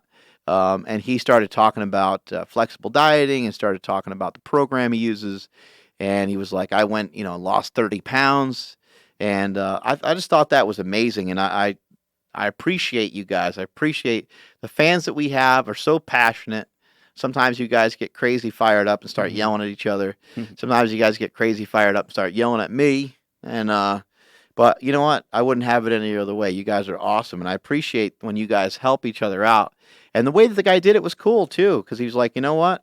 I'm a beer drinking, rum drinking son of a bitch, and I don't like to follow a diet either. I always feel like I'm falling out of favor with the diet, and I'm always feeling I'm having trouble. By the way, there's a book called The War on Carbs, and you guys should get it because it can really... Wait, what? What? MarkBellSlingshot.com. Go check it out. The book's like $25 or something. You get it on Amazon. I think it's a little cheaper on Amazon. But that would be something worthwhile. Look, it's right here. I got it right here. Look. Beep. I got it right here. It's small. I made it small. It's like a manual. It's a field guide. Manuel, if you will. Anyway. Some great pictures in there. Guy's handsome and a great photographer, right? Who could have took those? When you're talking about communities and stuff, like the YouTube live stream community that we have over here is amazing. YouTube. Yeah, these guys are like, we had some of the regulars here. They help each other out. Nothing but positive. And then one cool saying from David B. He says it's the old saying, the early to bed, early to rise makes a man healthy, wealthy, and wise. And Say that again.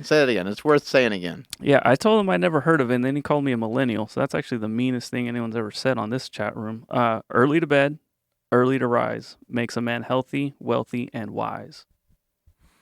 It's been around forever. I've heard it before, too. I never heard it. It's awesome. Yeah, I told him, like, dude, that's amazing. And it's just like, why do we hear information and then dismiss it? Like, that's a great chunk of information. Like, the fact that you never heard it is a shame. Like you should have heard it because someone should have said it to you, or Right. should have been taught to you, right? Absolutely. that's actually a thing to like teach to somebody. That's so valuable. That's something to teach your children. I mean, that is some really wise words. Now, there's different people have different things going on in their life. They're going to wake up and go to bed and do things at different hours. But the point is, when you do something early, it just means that you're ready for it. You're prepared for it. So you can kind of take that and put it into its own context. If you are a cop and you work nights, it doesn't mean that you can't ever have the things that you want. It just means do the stuff when you're supposed to do it. When you're supposed to go to bed, get to bed on time so you have the 7 to 8 hours of sleep that's required of the human body that you actually need. Yeah. We got a pretty cool question from Instagram from Jerry.Merritt. How do you manage anxiety from a business decision and the toll that it takes on the body? You can't manage everything, and there's certain things that when certain things are put into action, there's not a whole lot you can do to kind of unring that bell. There's many things that we've had here that have happened that you can't do shit about. Um, we talked about it the other day in a meeting where we had this problem with PayPal where it was just it was like it would just charge people when they ordered, but it wouldn't show that somebody ordered, so they didn't know that they ordered, and so each customer came in there and ordered and ordered and ordered and ordered, and it was like one guy did it like 50 times because he was like a kid. He was like 15 years old or something, or 16 years old or whatever he was. But anyway, yeah, there's things that happen in business that will give you a damn heart attack. But you're going to have to figure out. I mean, there's been people that have been way more successful than me. So how are they still alive, right? Try to figure that out. Try to figure out what that looks like. Try to figure out and how far and how hard are you going to push yourself every single day.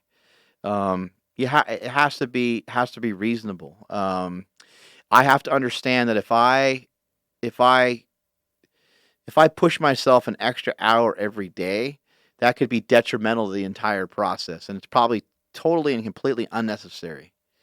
I already work very hard. I can probably do more, but I'm not ready for that yet. Like as I grow older and as I mature more, I'll be probably ready to kind of handle more and more. And at some point, that more and more will probably be like, okay, I'm gonna kind of settle down now. Or I'll start to have different goals. Maybe some of the lifting will be cut back. Maybe I'll be doing jujitsu or yoga or some other shit in collaboration with the lifting. You don't really know, but in order to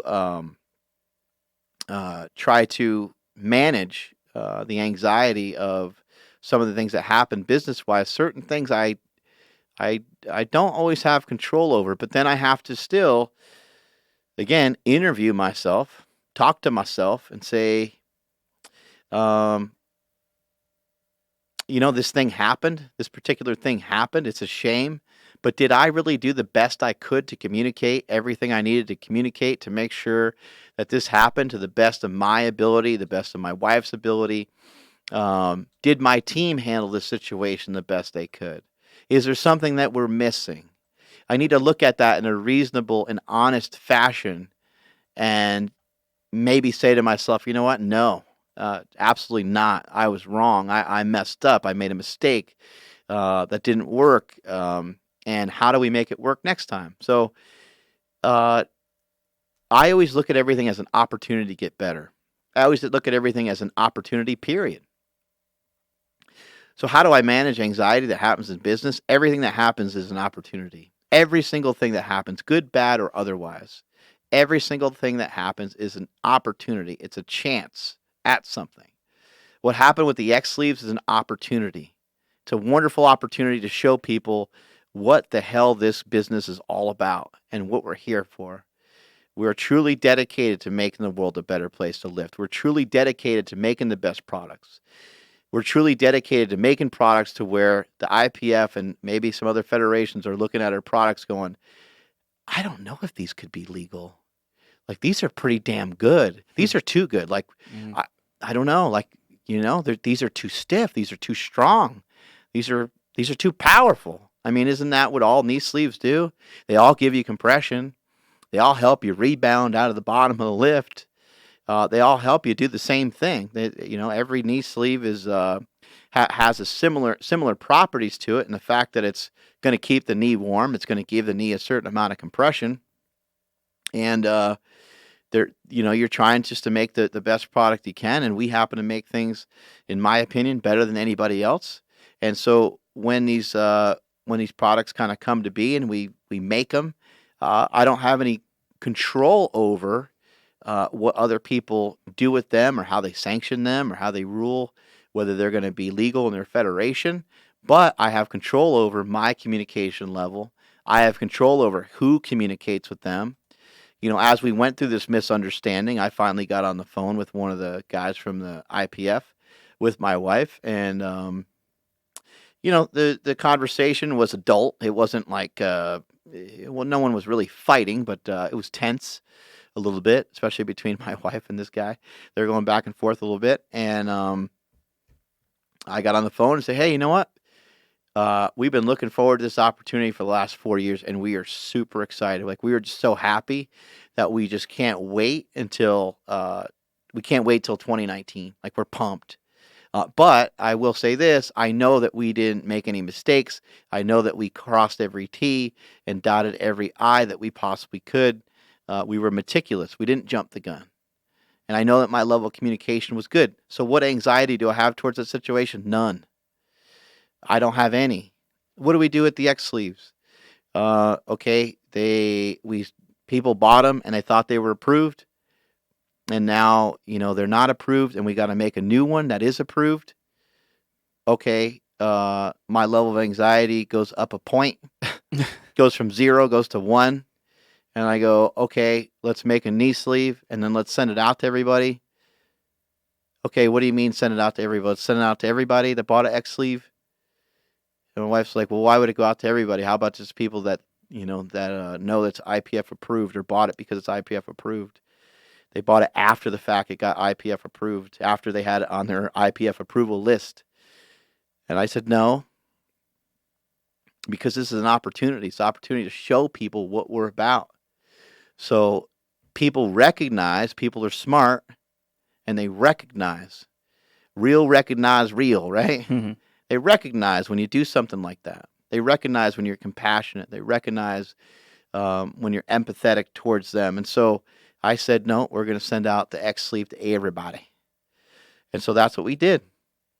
And my level of anxiety, is not like it's not, it doesn't go up and down from stuff like that. I do the best I can with something. I've been in business long enough to understand that there's only so much I can do with that. And how did you learn that, though? Because I can't imagine that's what it was in the very beginning, or if it was, maybe you learned it somewhere else. I used to not care even more, but as I've gotten older, unfortunately, you start to care about things a little bit more. I've softened up quite a bit. I used to not really give a flying fuck. I used to just really, I just embrace the fact that, I guess maybe part of it is, I mentioned on previous podcasts, kind of leaning into this meathead idea, okay, I'm dumb. So because of that, I never knew any details about anything. And, still to this day, I don't look at anything like that. I don't pay attention to our numbers business wise. And I think that's a huge blessing. And I think that helps me deal with the anxiety. So I pretty much have been the same way for a long time. Once we started the business, though, and once things started to get underway, and we're like, oh, we doubled, we tripled, we so on, I told my wife at a certain point, I was like, that's not, because I know that things that go up come down. I don't even like the word launch. We've talked about this before. Like, let's not launch a product, because then launching it means it's going to come down probably twice as fast as it went up, So Right. let's not launch a product. Let's just put a product out there and make people aware of it, so we don't have the same launch party that somebody else might have. But just the kind of theory of just staying even keel, and the understanding that sticking to the facts and understanding that things don't have to get emotional and they don't have to get psychological. They can just be the way that they are. Um, they don't have to turn into and manifest in anything else. Your interpretation, like words only are certain words, but there's certain words that are racist. There's certain words that mean certain dirty, nasty things, right? That, like the word rape, for example. See the word rape, you're like, whoa, like just no, like just nobody likes that. Like it's disgusting. Like just there's nothing. There's not one good thing about it, right? But you could say grape, and that's fine. Right.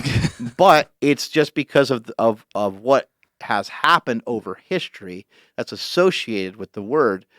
The word is really a combination of letters put together that we made up. It's just made up. So whether it's a racist word or whether it's you can let that affect you as much as you want, or like you can let that affect you and hurt you as much as you want, or you can just kind of move on. I'm the kind of person that's going to move on because I don't let things dwell. I try not to let things build up. And I try to communicate.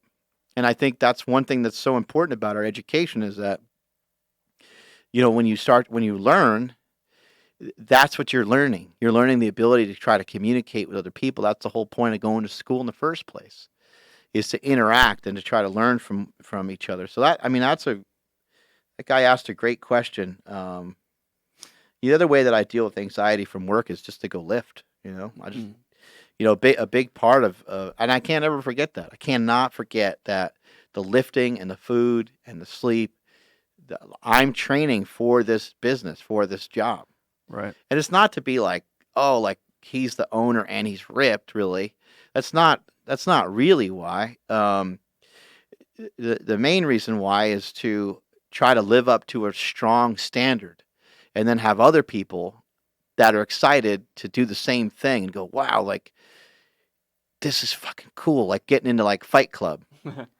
Like shit, man, I don't want to fight other people, but man, I really do learn a lot about myself when I draw hands with another person and I go, go mano a mano with somebody, right? But I mean, you said it yourself. It's like lifting is the cheat code. Yeah. And I don't know if you were paying attention, but Rogan and his boys were doing Sober October. Uh-huh. And he was just saying not necessarily just a runner's high, but he just like was saying how as soon as he was done working out, he had zero negative thoughts in his head. He had no anxiety. He had nothing but positive thoughts, and he was just happy. All because he had these crazy workouts where he's working out for like 6 hours a day or some shit. But you're right. It's like the cheat code. So all this training is getting rid of all that anxiety. No, that's I love Rogan. I love listening to some of the stuff that he has, and the Sober October thing is pretty funny. Mm-hmm. And it's cool to see like how serious they're all taking it. And it's a perfect time to give people a kick in the pants. Because this time of year is when everybody starts to get fat. So I'm going to go over this kind of last question here that somebody asked, and this was from Katie Kai. Oh boy. Katie Killier, Kilwer. Anyway, I just totally butchered her name because I didn't write it down the right way, I don't think. But Kylewer? I don't know. Anyway, from Katie, right? Katie K, we'll call her. So she said that she has a problem with when she puts attention towards one thing, something else will fall off. And she'll start to do better with her food, and then her sleep gets compromised. And then she'll start to do better with her sleep, and her training will get compromised. And she'll start to do better with her training, and then her food, and so on, right? Mm-hmm. She tries to focus in on one thing. I don't know if she mentioned she was a mom or whatever, but like, if you have kids, I mean, they're going to factor into it. There's just a lot of things that factor into all these things. And it's very hard to spin a lot of plates at one time and try not to have any of them fall, right? Mm-hmm. It's a real trick. It's a really it's a tough thing to do. But the good news is that you don't have to be perfect on everything all the time. You don't have all the plates don't have to be spinning. There's not even a point to spin them sometimes. Not everything has to be dead on every single time. It's just not realistic for you to have that happen in that way all the time. And so you might want to try to have a perspective of um, training's not going to be perfect today because there's too many things going on. And then also, if that's the case, maybe you move your training day. Andrew and I just talked about that. Talked about this today. Slingshot Record Breakers is this weekend at CSA Combat Sports Academy in Dublin, California, and we're going to be gone for 2 days. Those are both days that we lift, and we're trying to get good momentum with our new lifting buddy, our new lifting partner, our boy Lauren. And we can't because we're going to be out of town. So it kind of sucks in some ways. But what can we do about it? We know that we're going to miss. We know that the training is going to suffer a little bit. Well, we could train. We could, instead of having a day off, we could stick an extra training session in before we leave town, and that will suffice. That will work pretty good. But this idea of trying to, let's say you push one thing to a 9, okay, out of 10, and you push another thing to a 9, and you push another thing to a 9, and then you go to push on the other thing, and the other thing slides back down to an 8, right? Well, that's going to happen over a long period of time. Like, those things will happen. They're going to, it's too hard. It's too hard to have your work, your life, your lifting, your nutrition, your sleep.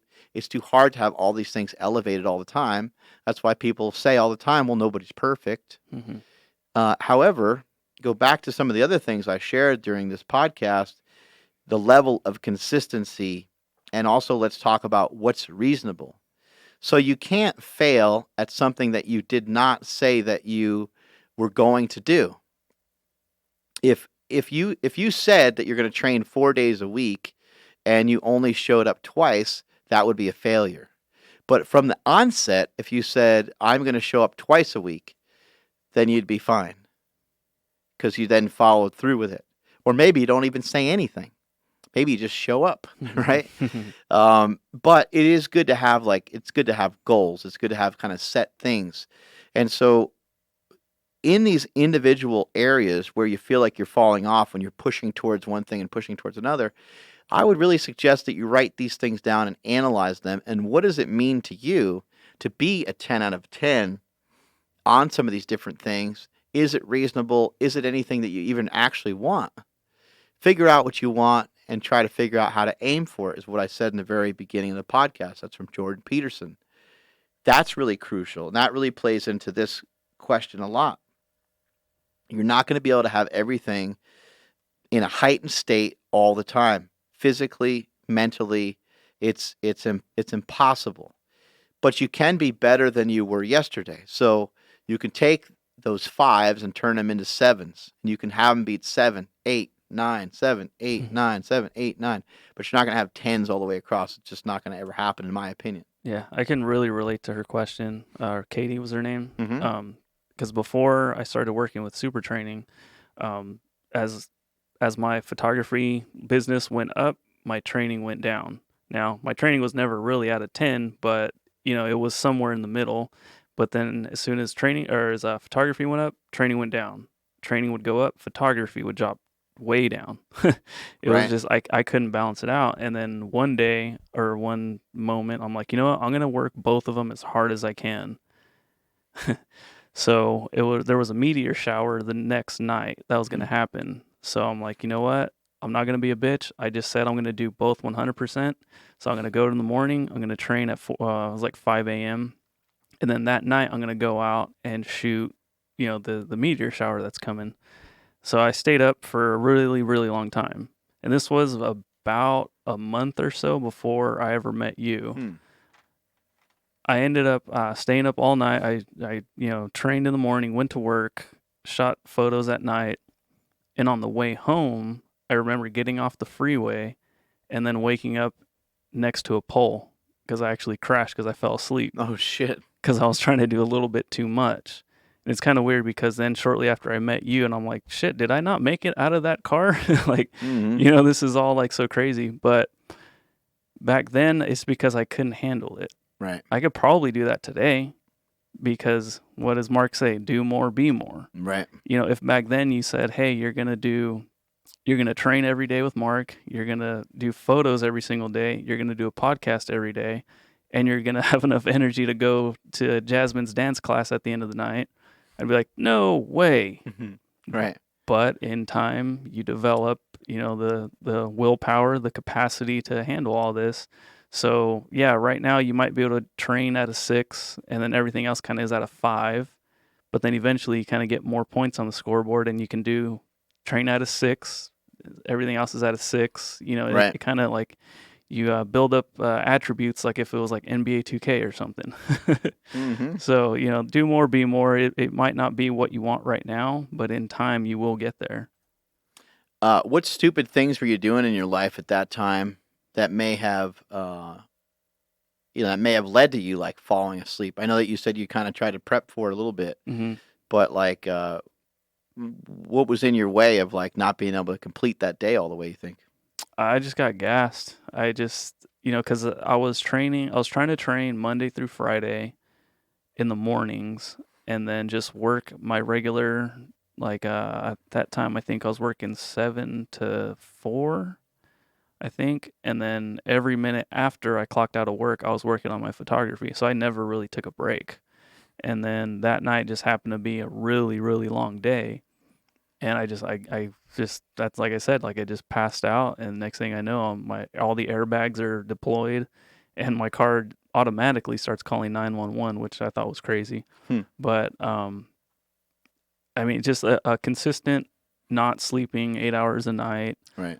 consistently just pushing too much. Like, I mean, you can ask Stephanie. There'd be nights where I'd be up like 4 or 5 in the morning trying to work on my website that drove zero traffic to it, but trying to make it look legit. And it's just because I kept trying to just push more and more and more. But like I said, that situation was kind of a little bit out of the norm because I'm like, okay, I'm gonna stay up all night taking pictures of the this meteor shower, and that's it was just a little bit too much. Right. So it kind of goes to show you that like there's these kind of fundamental things that everything else starts with, and I would say that um, it's very clear. Without sleep, we don't have much. Mm-hmm. You know, without sleep, you could end up dead. You can end up smashing into a tree. You know, sleep is going to be a fundamental piece of this puzzle, and sleep is going to be a huge part of you being able to figure out how to eat correctly. It's going to be a huge part of you figuring out how to make strong decisions in your life every single day.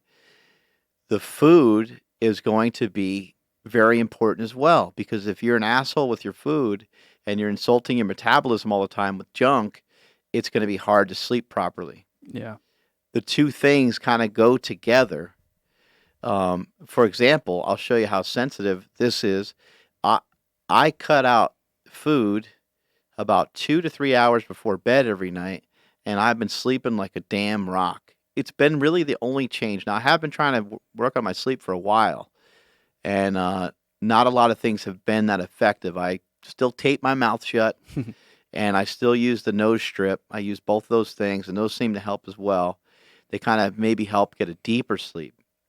I take magnesium, I take zinc before I go to bed, but I've been doing that for a long time. And I cut out the last meal. So because I usually just snack anyway. My wife cooks at like 6. We're done eating at 7 or whatever it is. And I'm usually kind of done for the day, but I get these stupid cravings again, and I just want to eat like a Quest cookie or make a protein shake or just pick at something in the fridge. It's not anything that I actually need. It's just that I want it, So I got rid of that habit, and as a result, been sleeping a lot better. And I wake up and I continue the fast, and I fast through our workouts now. And, I'm not shitting as much. I still take a shit in the morning. It's kind of like just that's my time, I guess. But, before I would wake up and I would eat, and I ate before I went to bed, and then I'd have to take a dump, and then I'd be out trying to go out the door again, and I'd have to take another dump. And it was just like dump after dump after dump, and it just got to be too much. But to get back to this question, to get back on track here, when you pay attention to one thing, other things will fall. Well, whenever you try to work in strength training, or in training in general, when you talk about trying to have like a strength block, there's some coaches that have pointed out that the best program that you can do is the one that you're currently not doing. So you're like, wait, well, that sucks. Well, what that means is that when you're doing sets of 3 for long periods of time, that your sets of 10 will suffer. Understand what I'm saying? When you're doing sets of 10, your sets of 3 will start to suffer.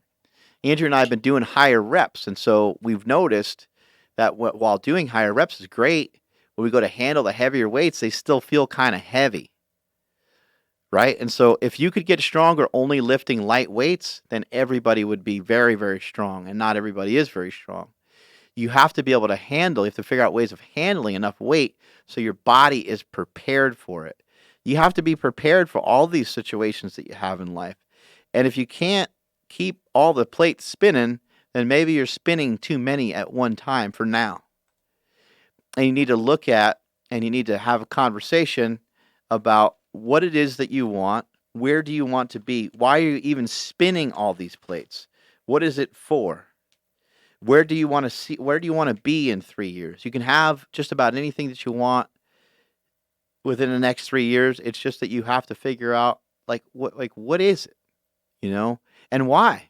What is it and why? Like, do you want to make 70 grand? Do you want to make, is there a number that in your head with finances? Is there a job title that you want? Do you want to move up to management? Do you want to be in sales? Do you want a new car? Do you just whatever these things are that you're looking for, start to really kind of focus in and hone in on what they are. I never had to actually do that because I've always been a dreamer. I've always been someone who just, and I don't know, I don't know if I was born with that or what that came from. I think it's just probably a byproduct of having loving parents and not ever feeling like I ever had to really think about like getting a real job.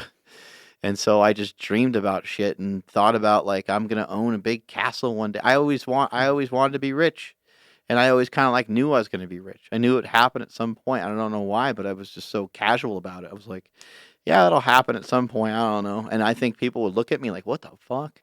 Like, you ain't gonna be rich, you dummy. I remember having conversations with my friend, and he and I actually like got into like kind of a long argument over it. Like we pretty much stopped talking after that. But he was like, I don't know, he said something about, because he was in construction even when we were kids. Like he was in construction from the time he was 12. And then I think as soon as we got out of school, he started running his like uncle's construction company. And then he went to college and got a degree. And then from there, he became a foreman, and he was just kicking ass. I mean, he was really doing great. But he and I got in a conversation one day before all that happened, and I said something about like I said I don't care. He was rubbing in my face that I never had any money, and I said, oh, I don't really care about I'm freaking. We're in high school, dude. I'm like, I don't really care that much about having money. Not that big of a deal to me. And he's like, yeah, you're saying that because you ain't got any. I was like, yeah, you're right. You kind of got me. I said, you know what though? When I'm older, I'm gonna have more money than you. And he's like, how the hell are you gonna do that? I was like, I don't know, but I'm gonna have more money than you and everybody else in this room. There's like 10 other people in there. And I remember that, and he was pissed. He was truly offended because he was like that competitive. I didn't really care what he said. I was just like, whatever. He was my friend, and we were dicks to each other because that's what you do as guys. You talk trash to each other, right? But I just kind of have always been a dreamer, so I never really had to, I guess maybe like goal set as much as maybe somebody else, or I didn't have to have as much internal dialogue to figure out what it was I wanted. it was already like dreamt in my head. I was already like stuck in there that I wanted. And maybe it's because I loved professional wrestling growing up, and I love that like kind of little bit of that rock star lifestyle. I love that the Ric Flair type stuff. Mhm. He's got the money, he's got the ladies type of thing. Like maybe there's part of me that likes some of that side of things. So I don't know what it is. Mhm. Anyway, thank you guys so much for listening. I appreciate it. The best way you can show your love to this show is to comment on iTunes. Tell people that you listen to the show. Tell other people that you like the show. Tell people that you love it. Tell people why. Tell people what your favorite parts are. Da da da da da. Blah blah blah. Show your love, and then tell other people about the show. That's important. That's huge. Yeah. So for everyone on Instagram, there is a Mark Bell's Power Project Instagram that you guys can go follow. All the links are in the bio. So whatever the hell device you have, iPhone, Android, PC, Mac, whatever, there's ways that you guys can find us. You can instantly just go to powerproject.live. That's where all the live streams are going to be put up. We're easy to find. We're accessible. The last thing I'm going to say before we sign off here is I hear a lot of people, and Andrew kind of mentioned this about working. When you start to work more, this idea of fitness fell off, and so you want to still try to hold on to things that are directly for you. And you could think like the camera stuff, being a photographer is for you, and you could think that it's like for your family. But I think that you need like just flat out, there has to be some sort of alone time where you work on purely and strictly the development of yourself. And yeah, you can kind of do some of that through photography, but that's just you learning more about a camera. Yeah. That's you learning a skill and acquiring a skill, and that's very, very positive. That's a great thing. But I think in addition to that, you have to figure out how do I, like, you might have to go do something weird, like listen to music, play music, write music. Uh, if you like to write, you like to read, you like to draw, like maybe you love art and you love to draw. Like you might, and that if that's not your profession, you still might need to set time aside for you just to do that thing. My wife's thing is swimming. My thing is to lift weights. And so we still have a thing. And those things are important because that helps me improve every day. On top of the lifting, I'm educating myself every day on new material. I'm trying to absorb new stuff. I take notes in this book every day. Like I'm going to school. It says meathead billionaire on there. And I don't give a rat's ass if I ever become a billionaire or not. I could care less. I just wrote it on there because I'm putting it out there in the universe, and we will see what happens. We won't know that story until the story ends, I guess. Strength is never a weakness. Weakness is never a strength. Catch you guys later.